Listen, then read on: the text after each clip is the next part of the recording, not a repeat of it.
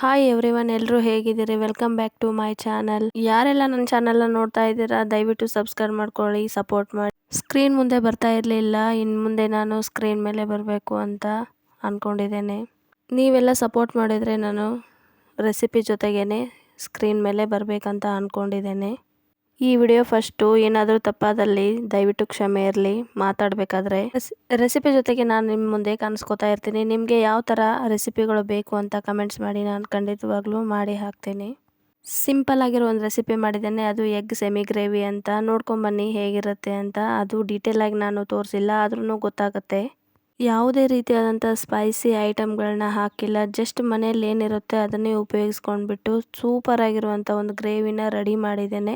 ನಿಮಗೂ ಇಷ್ಟ ಆಗುತ್ತೆ ಅಂತ ನಾನು ಹೇಳ್ತಾ ಇದ್ದೇನೆ. ಒಂದು 6-7 ಮೊಟ್ಟೆಗಳನ್ನ ತೊಗೊಂಡ್ಬಿಟ್ಟು ಚೆನ್ನಾಗಿ ಬಾಯ್ಲ್ ಮಾಡ್ಕೊಂಡ್ಬಿಟ್ಟು ಸಿಪ್ಪೆ ತೆಗೆದ್ಬಿಟ್ಟು ಇಟ್ಕೊಂಡು, ಒಂದು 3-4 ಟೊಮೆಟೊನ ತೊಗೊಂಡು ಚೆನ್ನಾಗಿ ಕಟ್ ಮಾಡ್ಕೊಂಡ್ಬಿಟ್ಟು ಸ್ಟವ್ ಹಚ್ಕೊಂಡ್ಬಿಟ್ಟು ಒಂದು ಪ್ಯಾನ್ ಇಟ್ಕೊಳ್ಳೋಣ. ಪ್ಯಾನ್ ಬಿಸಿ ಆದ್ಮೇಲೆ ಸ್ವಲ್ಪ ಆಯಿಲ್ ಹಾಕಿ ಮಾಡಿರುವಂತ ಟೊಮೆಟೊನ ಹಾಕೊಳ್ಳೋಣ. ನಾವು ಟೊಮೆಟೊ ಫ್ರೈ ಆದ್ಮೇಲೆ ಸ್ಟವ್ ಆಫ್ ಮಾಡ್ಕೊಂಡ್ಬಿಟ್ಟು ತಣ್ಣಗಾಗಕ್ಕೆ ಬಿಡೋಣ. ಫ್ರೈ ಮಾಡ್ಕೊಂಡಿರೋಂಥ ಟೊಮೆಟೊ ತಣ್ಣಗಾದ ಮೇಲೆ ಅದ್ರ ಜೊತೆಗೆ ನಾನು ಒಂದು 10-12 ಹಾಕೊಂಡ್ಬಿಡೋಣ ಮಿಕ್ಸಿ ಜಾರಿಗೆ. ಹಾಗೇನೆ ಫ್ರೈ ಕೂಡ ಹಾಕೊಂಡ್ಬಿಟ್ಟು ಅದನ್ನ ನಾನು ತಣ್ಣಗಾಗಕ್ಕೆ ಬಿಟ್ಬಿಟ್ಟು ಈ ಕಡೆ ಫ್ರೈ ಮಾಡಿರುವಂತ ಪ್ಯಾನ್ ಅಲ್ಲೇನೆ ನೈಫ್ ಇಂದ ಮೊಟ್ಟೆಗಳು ಸ್ವಲ್ಪನೇ ಕಟ್ ಮಾಡಿದ್ದೇನೆ. ಹಾಗೆ ಕೂಡ ಪ್ಯಾನಿಗೆ ನಾನು ಆಯಿಲ್ನ ಹಾಕಿಲ್ಲ, ಯಾಕಂದ್ರೆ ಫ್ರೈ ಮಾಡ್ಬೇಕಾದ್ರೆ ಅದರಲ್ಲಿ ಆಯಿಲ್ ಇತ್ತು. ಹಾಗಾಗಿ ಇದಕ್ಕೆ ನಾನು ಸ್ವಲ್ಪ ಚಿಲ್ಲಿ ಪೌಡರ್ನ ಆ್ಯಡ್ ಮಾಡಿದ್ದೇನೆ. ಹಾಗೆ ಸ್ವಲ್ಪ ಆ ಕಡೆ ಈ ಕಡೆ ಫ್ರೈ ಮಾಡಿದ್ರೆ ಆಯ್ತು. 5 ನಿಮಿಷ ಫ್ರೈ ಮಾಡಿದ್ರೆ ಸಾಕು, ಅದು ಚೆನ್ನಾಗಿ ಉಪ್ಪು ಖಾರ ಎಲ್ಲ ಹಿಡ್ಕೊಂಡ್ಬಿಡುತ್ತೆ. ಇದನ್ನ ನಾನು ಆಫ್ ಮಾಡ್ಕೊಂಡ್ಬಿಟ್ಟು ಬನ್ನಿ ಇವಾಗ ತಣ್ಣಗಾಗಿರುವಂತ ಫ್ರೈನ ತಗೊಂಡ್ಬಿಟ್ಟು ಇವಾಗ ನಾನು ಫೈನ್ ಪೇಸ್ಟ್ ಮಾಡ್ಕೊಂಬರೋಣ ಅಂತ. ಅದಕ್ಕೆ ನಾನು ಇವಾಗ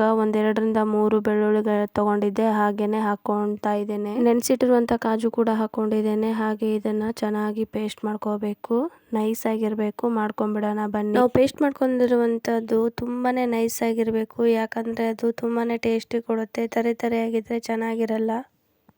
ಫೈನಲ್ ಆಗಿ ಇಲ್ಲಿ ಪೇಸ್ಟ್ ಕೂಡ ರೆಡಿ ಆಗಿದೆ. ಹೇಗೆ ಬಂದಿದೆ ಅಂತ ನಾನು ನಿಮಗೆ ತೋರಿಸ್ತೇನೆ. ತುಂಬಾನೇ ನೈಸ್ ಆಗಿದೆ, ನೋಡ್ಬೋದು. ಇಲ್ಲಿ ಸ್ಟವ್ ಹಚ್ಕೊಂಡ್ಬಿಟ್ಟು ಸ್ಟವ್ ಮೇಲೆ ಒಂದು ಪಾತ್ರೆ ಇಟ್ಕೋತಾ ಇದ್ದೇನೆ. ಪಾತ್ರೆಗೆ ಸ್ವಲ್ಪ ಆಯಿಲ್ ಹಾಕೊಳ್ಳೋಣ.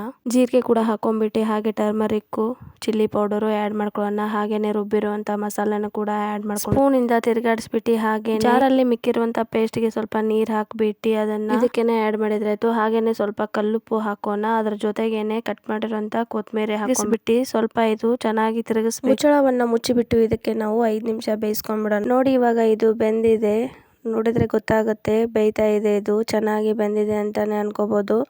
ಈಗ ನಾನು ಇದಕ್ಕೆ ಈ ಕಡೆ ಫ್ರೈ ಮಾಡಿ ಇಟ್ಕೊಂಡಿರುವಂತ ಮೊಟ್ಟೆಗಳನ್ನ ಸೇರಿಸ್ತಾ ಇದ್ದೇನೆ. ಸೆಮಿ ಗ್ರೇವಿ ಆಗಿರೋದ್ರಿಂದ ಕ್ವಾಂಟಿಟಿ ನೋಡ್ಕೊಂಡ್ಬಿಟ್ಟು ನಮ್ಗೆ ಎಷ್ಟು ನೀರು ಬೇಕು ಅಷ್ಟು ನೀರನ್ನ ಆ್ಯಡ್ ಮಾಡಿಬಿಟ್ಟು ಇದನ್ನ ಬೇಯಿಸ್ಕೊಂಡ್ಬಿಡೋದು. ಗ್ರೇವಿ ರೆಡಿ ಆಗುತ್ತೆ. ಹಾಗೆ ಗ್ರೇವಿ ಮಾತ್ರ ಸೂಪರ್ ಆಗಿರುತ್ತೆ. ಒಂದ್ಸಾರಿ ನೀವು ಮನೇಲಿ ಟ್ರೈ ಮಾಡಿ. ನಾನು ಸುಮಾರು ಸಾರಿ ಟ್ರೈ ಮಾಡಿದ್ದೇನೆ, ಹಾಗೇನೆ ತುಂಬಾ ಚೆನ್ನಾಗಿದೆ. ಅದಕ್ಕೋಸ್ಕರ ನಾನು ಈ ಗ್ರೇವಿನ ನಿಮ್ಮ ಜೊತೆಗೆ ಶೇರ್ ಮಾಡ್ಕೋತಾ ಇದ್ದೀನಿ. ಬನ್ನಿ ಈ ಕಡೆ ಗ್ರೇವಿ ಮುಗ್ದಾಯ್ತು, ನೋಡೋಣ ಹೇಗೆ ಬಂದಿದೆ ಅಂತ. ತುಂಬಾ ಚೆನ್ನಾಗಿ ಬಂದಿದೆ. ಈ ಗ್ರೇವಿ ಇಷ್ಟ ಆದ್ರೆ ಲೈಕ್ ಮಾಡಿ, ಶೇರ್ ಮಾಡಿ, ಕಮೆಂಟ್ಸ್ ಮಾಡಿ, ಹಾಗೆ ಸಬ್ಸ್ಕ್ರೈಬ್ ಮಾಡ್ಕೊಳ್ಳಿ. ಯಾರೆಲ್ಲ ನನ್ನ ವಿಡಿಯೋಗಳನ್ನ ನೋಡ್ತಾ ಇದಾರೆ ತುಂಬಾ ಥ್ಯಾಂಕ್ಸ್ ಅಂತ ಹೇಳಕ್ಕೆ ಇಷ್ಟಪಡ್ತಾ. ಗ್ರೇವಿ ಹೇಗೆ ಬಂದಿದೆ ಕಮೆಂಟ್ಸ್ ಮಾಡಿ.